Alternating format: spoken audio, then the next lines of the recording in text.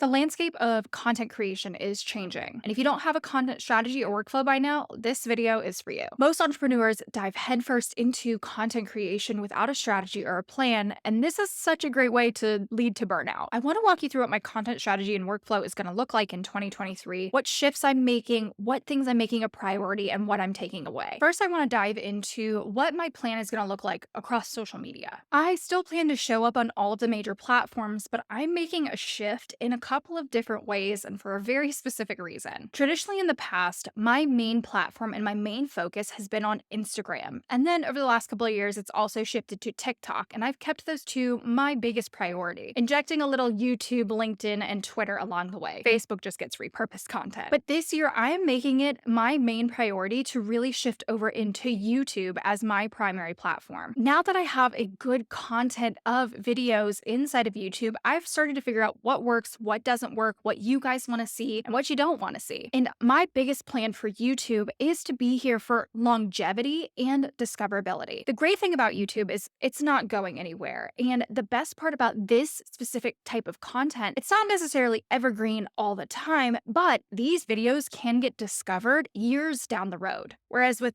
most other social platforms, you've got a couple hours, days, months at most. And I'm really trying to build a personal brand. So I want this breadth and depth of content to live here on YouTube. It's going to help distinguish me as an authority, help new people find me, discover my brand, and eventually maybe purchase from me. Now, there's a lot of work that goes into YouTube, and that's why I'm making it my biggest priority this year, so that I can then take this content and funnel it down through other platforms, which I'll talk to you guys about in just a few minutes. I'm re-entering my YouTube era 2.0 to really start to distinguish myself here on this platform, and it's just going to help my overall business goals and objectives for what I want in the future. Don't worry, my content isn't going anywhere on TikTok and Instagram though. I'm just making a shift on how I'm going to use these platforms and what my priorities are going to be. TikTok is also going to help me build that brand awareness, also bring some people into my top of funnel, meaning a lot of people are going to find my TikTok content. Maybe they'll follow me. It is still my largest audience, but oftentimes it's an audience that will engage with me and interact with me, but I'm still not super sold on building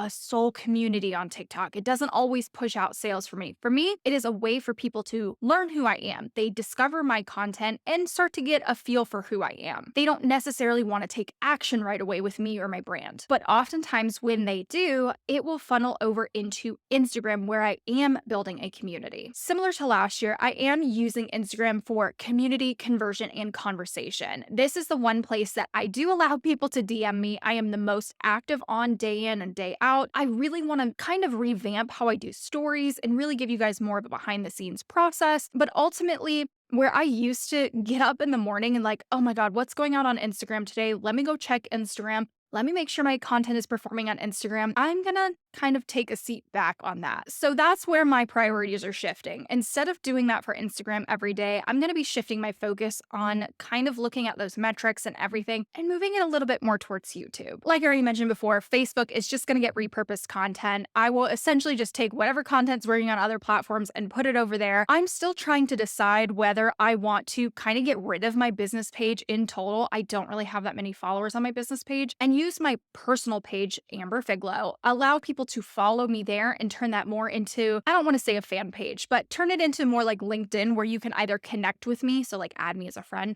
or you can follow me. And for a lot of other creators right now, Facebook Reels is really popping off, but they're seeing more traction when posting it to their personal page versus their business page. And again, I have to figure out the terms and conditions and the legalities of this and what's best for me. But that's what I've seen other creators start to do is any of those creators that are shifting more towards a personal brand versus like a business brand, they are using their personal Facebook page to leverage that. And then with LinkedIn, I plan to just continue to build my authority over there. A lot of the content that I'm going to put out on LinkedIn is going to be a little bit more polished in general. It's going to have a lot more writing, maybe a couple of graphics here and there, but that's going to be focused on building authority and allowing me to network. This is where I really want to start booking more speaking events, networking, things like that, versus trying to get people to buy like a low ticket product. For me, LinkedIn is going to help me build my authority as a content strategist and speaker. And I want my content to reflect that. Any kind of thought pieces, I might repurpose blog posts or newsletters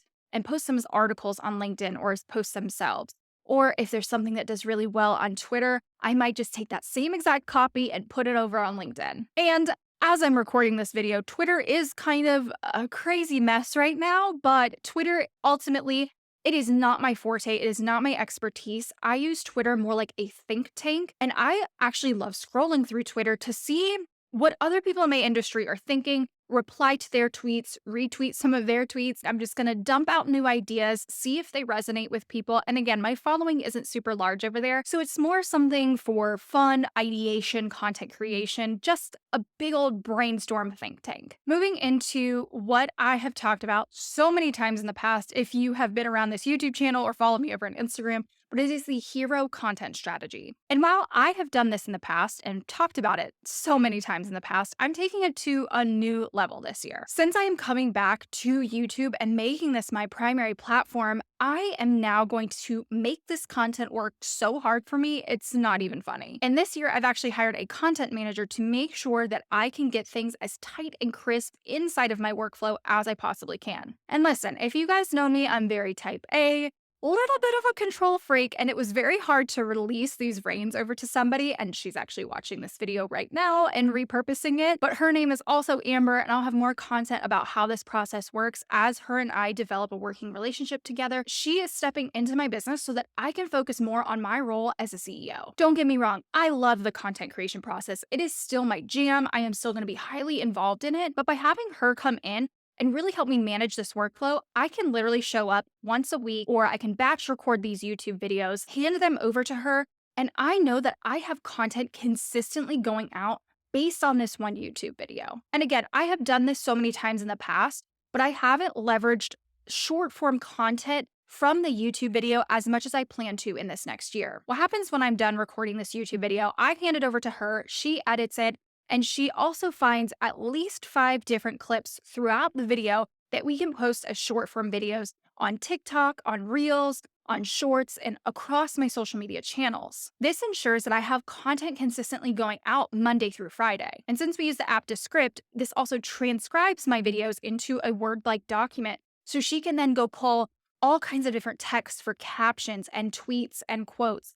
And this way, it is still my voice, it is still me creating the content, but I'm allowing myself the freedom to then go create more content in the moment, which is something that I really got away from in the past couple of years. It's gonna allow me some more free time to jump on stories more spontaneously, to get on more lives on TikTok and Instagram, to really show up and continue to foster the community that I have worked so hard to gain, and I appreciate all of your support and being here. And as much as I love commenting and DMing, sometimes I feel like I can't get to all of it. This is going to allow me the free time to continue to do that. Plus, now I have more opportunities to jump on trends if I want to. I don't feel so oh my God, I have to do this trend right now. It allows me the flexibility to show up when and where I want and how I want. And while I am stepping into year 5 of my business, it has taken me a long time to be able to make these kind of hires. So if you're a solo entrepreneur, I don't want you to feel like this is a strategy that you have to do right away. I just want to give you insight on where I'm at in my business. And I would say just dedicate to one platform at a time